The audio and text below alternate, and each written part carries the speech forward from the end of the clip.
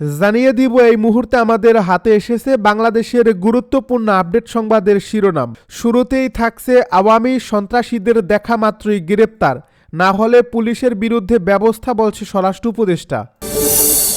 এবারে জানিয়ে দিব গণহত্যাকারী ফ্যাসিস্টদের পুনর্বাসনের ষড়যন্ত্রের অংশ হাদিকে হত্যা চেষ্টা। আরও জানাবো এটা স্পষ্ট যে অপরাধী এখনো দেশেই আছে বলছে হাদি ইস্যুতে ঝুমা। এবারে থাকছে আমরা একটি মানবিক বাংলাদেশ গড়তে চাই বলে মন্তব্য বিএনপি নেতা মুঈন খানের। সব শেষে জানিয়ে দিব লন্ডনের পথে জামায়াতের আমির ডাক্তার শফিকুর। এতক্ষণ শুনছিলেন হাতে থাকা আপডেট সংবাদের শিরোনাম, এবারে বিস্তারিত। তবে তার আগে অনুরোধ রইল ভিডিওটিতে একটি লাইক এবং কমেন্ট করে জানিয়ে দিন ভিডিও সম্পর্কে আপনার মূল্যবান মতামত। আরও জানিয়ে দিন ভিডিওটি কোথা থেকে দেখছেন বা কোন জেলা থেকে দেখছেন। আওয়ামী সন্ত্রাসীদের দেখা মাত্রই গ্রেপ্তার, না হলে পুলিশের বিরুদ্ধে ব্যবস্থা বলছে স্বরাষ্ট্র উপদেষ্টা।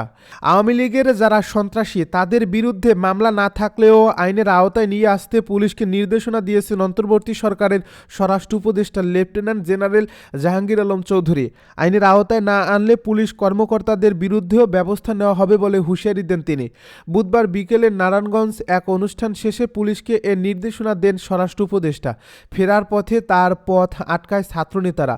তারা জুলাই অভ্যুত্থানের সময় লুট হওয়া অস্ত্র উদ্ধার, আওয়ামী লীগ ওসমান পরিবারের সদস্য এবং তাদের সহযোগীদের গ্রেপ্তার, সীমান্তে নিরাপত্তা বাড়ানো, ওসমান হাদির উপর হামলার মূল আসামিকে গ্রেপ্তার, থানা ও আদালতকে রাজনৈতিক বলয়মুক্ত রাখাসহ 7 দফা দাবি জানান। দাবিগুলো যৌক্তিক উল্লেখ করে স্বরাষ্ট্র উপদেষ্টা বলেন, এসব দাবি বাস্তবায়নে ইতিমধ্যে কিছু পদক্ষেপ নেওয়া হয়েছে।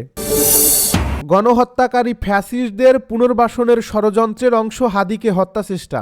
গণহত্যাকারী পতিত ফ্যাসিস্ট শক্তির পুনর্বাসনের ষড়যন্ত্র হিসেবে জুলাই যোদ্ধা শরীফ ওসমান বিন হাদিকে হত্যাচেষ্টা করা হয়েছে বলে দাবি করছে 18টি ছাত্র সংগঠন। শরীফ ওসমান বিন হাদির উপর হামলায় জড়িত সব সন্ত্রাসীকে অবিলম্বে গ্রেপ্তার, দৃষ্টান্তমূলক শাস্তি নিশ্চিত এবং জুলাই গণ অভ্যুত্থানের নেতৃবৃন্দকে সর্বোচ্চ রাষ্ট্রীয় নিরাপত্তা প্রদান সহ 6 দফা দাবি জানিয়েছেন 18 ছাত্র সংগঠনের নেতৃবৃন্দ। বাংলাদেশ ইসলামী ছাত্র শিবিরের সেক্রেটারি নুরুল ইসলাম স্বাক্ষরিত বিবৃতিতে বলা হয়েছে, বাংলাদেশকে নিয়ে আজ বহুমুখী ষড়যন্ত্র ও স্বাধীনতা সার্বভৌমত্ব বিরোধী অপতৎপরতা চলছে। ইনকিলাব মঞ্চের মুখপাত্র শরীফ ওসমান বিন হাদি হলেন এসবের বিরুদ্ধে সোচ্চার ও বলিষ্ঠ কণ্ঠস্বর। পতিত ফ্যাসিস্ট আওয়ামী লীগ ও তাদের দোসররা দেশের রাজনীতিতে বিভাজন ও নিজেদের পুনর্বাসনের নীল নকশা বাস্তবায়নের অংশ হিসেবেই জুলাই যোদ্ধা ও ভারতীয় আধিপত্যবাদের বিরুদ্ধে আপোষহীন কণ্ঠস্বর শরীফ ওসমান বিন হাদিকে হত্যাচেষ্টার জঘন্য অপচেষ্টা করে। রাজধানীতে প্রকাশ্য দিবালোকে সংঘটিত এই সশস্ত্র হামলা স্পষ্টভাবে প্রমাণ করে যে গণহত্যাকারী পতিত ফ্যাসিস্ট শক্তি পরিকল্পিতভাবে জুলাই গণ অভ্যুত্থানের নেতৃত্বকে টার্গেট কিলিং মিশনে নেমেছে। জড়িতদের শাস্তিসহ 6 দফা দাবি সম্মিলিত 18টি ছাত্র সংগঠনের যৌথ বিবৃতিতে বলা হয়, জুলাই যোদ্ধা ওসমান বিন হাদিকে পরিকল্পিত হত্যাচেষ্টা প্রমাণ করে পতিত ফ্যাসিস্ট এই সন্ত্রাসী কার্যক্রম এখনও সক্রিয় রয়েছে এবং গণহত্যাকারী আধিপত্যবাদী শক্তি ভারতের প্রত্যক্ষ পৃষ্ঠপোষকতায় সংগঠিত হচ্ছে। ভারতে অবস্থানরত পতিত ফ্যাসিস্ট গণহত্যাকারী শেখ হাসিনা ও তার দোসরেরা এখন জুলাই গণ অভ্যুত্থানের সম্মুখ সারির যোদ্ধাদের টার্গেট বানিয়েছে। মুজিববাদ, ফ্যাসিবাদ, আধিপত্যবাদ ও অপসংস্কৃতির বিরুদ্ধে যারা দৃপ্ত কণ্ঠে কথা বলছেন তাদের কণ্ঠ স্তব্ধ করাই এই ষড়যন্ত্রের মূল উদ্দেশ্য। এ বিবৃতিতে আরও বলা হয়, আরও উদ্বেগজনক বিষয় হলো হত্যাচেষ্টার 5 দিন অতিবাহিত হলেও এই হামলার সঙ্গে জড়িত সন্ত্রাসীদের গ্রেপ্তারে সরকারের পক্ষ থেকে কোনো দৃশ্যমান ও কার্যকর অগ্রগতি লক্ষ্য করা যায়নি। অপরদিকে জুলাই গণ অভ্যুত্থানের সরাসরি গণহত্যায় জড়িত থাকার সুস্পষ্ট অভিযোগ ও প্রমাণ থাকা সত্ত্বেও সন্ত্রাসী আওয়ামী লীগের অসংখ্য খুনি ও দুষ্কৃতকারী ধারাবাহিকভাবে জামিনে মুক্তি হয়ে সারা দেশে হত্যা, অগ্নিসংযোগ ও গোপন হামলার মাধ্যমে জনমনে আতঙ্ক সৃষ্টি করছে। এটা স্পষ্ট যে অপরাধী এখনও দেশেই আছে, হাদি ইস্যুতে ঝুমা।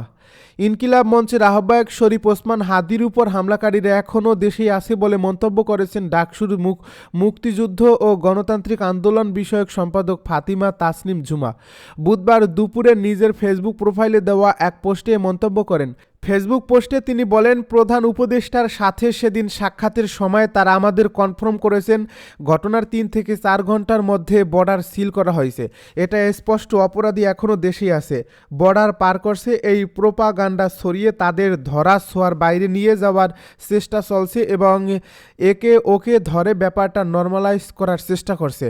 তিনি আরও বলেন, ফয়সাল সহ পুরো সিন্ডিকেটকে গ্রেপ্তার করতে হবে এবং জীবিত অবস্থায় আমাদের সামনে হাজির করতে হবে। এর আগে শুক্রবার দুপুরে রাজধানীর পুরানা পল্টনের বক্স কালভার্ট রোডে বিজয়নগর এলাকায় ইনকিলাব মঞ্চের আহ্বায়ক এবং ঢাকা ৮ আসনের সম্ভাব্য স্বতন্ত্র সংসদ সদস্য প্রার্থী শরীফ ওসমান হাদী একটি রিকশায় যাওয়ার সময় মোটরসাইকেল করে আসা দুজনের একজন তাকে লক্ষ্য করে গুলি করে পালিয়ে যায়। গুলিতে হাদীর মাথায় গুরুতর আঘাতপ্রাপ্ত হন। আমরা একটি মানবিক বাংলাদেশ গড়তে চাই, বলছে বিএনপি নেতা মুঈন খান। বিএনপির স্থায়ী কমিটির সদস্য ডক্টর আব্দুল মুঈন খান বলেছেন, মানুষকে ধোঁকা দিয়ে কাজ হবে না। আমরা আবারও ফ্যাসিবাদী দেশ হিসেবে বিশ্বে পরিচিত হতে চাই না। অপশাসনের বিরুদ্ধে লড়ে যাব ইনশাল্লাহ। আমরা একটি মানবিক বাংলাদেশ গড়তে চাই।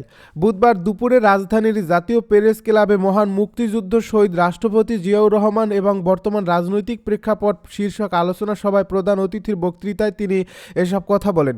আলোচনা সভার আয়োজন করে doctors association of Bangladesh. Doctor Abdul Muin Khan বলেন, সাম্প্রতিক হিসেবে বাংলাদেশ এখন বিশ্বের সবচেয়ে ঘনবসতিপূর্ণ দেশ। ঢাকা শহরে 3,66,00,000 মানুষ বসবাস করেন।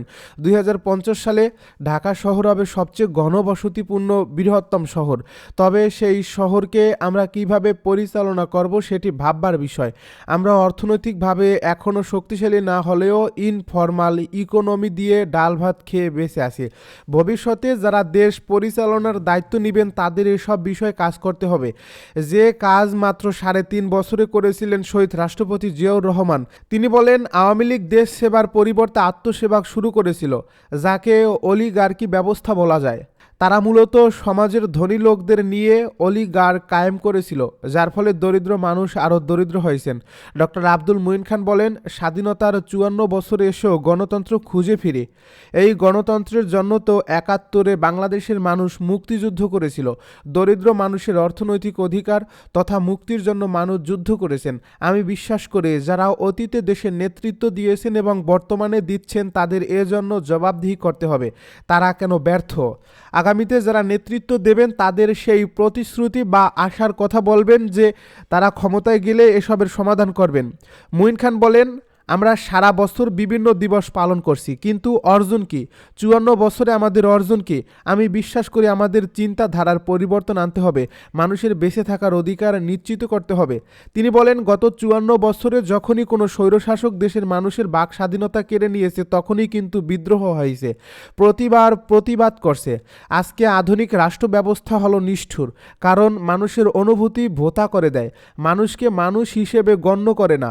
আগামীতে যারা ক্ষমতা আসবেন তাদের সেই বিষয়টি পরিষ্কার করতে হবে।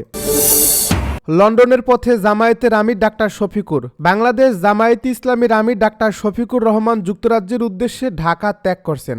বুধবার সকালে বিমান বাংলাদেশ এয়ারলাইন্সের একটি ফ্লাইটে হজরত শাহজালাল আন্তর্জাতিক বিমানবন্দর থেকে লন্ডনের পথে যাত্রা করেন তিনি। জামায়াতে ইসলামীর পক্ষ থেকে জানানো হয়েছে, যুক্তরাজ্য সরকারের একটি প্রতিনিধি দলের সঙ্গে পূর্ব নির্ধারিত বৈঠক ও কর্মসূচি